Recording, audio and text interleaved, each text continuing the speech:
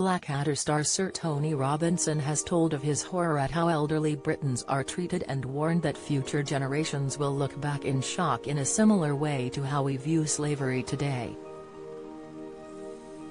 The 76-year-old actor and historian, who played Gormless sidekick Baldric in the hit 1980s comedy, said he cannot be proud of the UK until elderly people are treated better. He suggested we should show them the same respect they do in China. It comes amid a crisis of loneliness among the elderly and serious concerns about Britain's creaking social care system. Sir Tony told former BBC journalists Jane Garvey and Fee Glover for their off-air podcast, "It is very odd about our society.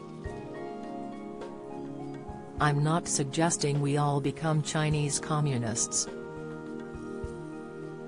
But it's about the fact that elderly people have always been incorporated into the body of Chinese culture in a way that elderly people simply aren't in our country." He added, "I can't imagine that more veterans and D-Day veterans or the like would just be forgotten and ignored in China in the way that we do. It's rubbish. I want to be proud of my country. I think the way we treat our elderly now will be looked back on with the same kind of shock and horror that we think of child labor, or slavery or women down the mines." Calling for a national debate on the issue, he said, "I think you have to say, are old people part of us? Or do they stop being part of us somewhere around 65 when we shunt them elsewhere?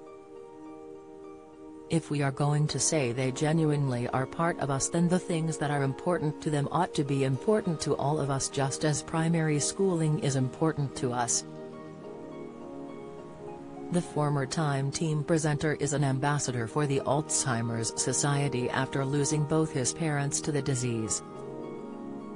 He believes in a century's time people will look back at the 2020s and ask, how could they have done it? Did they not see what was going on?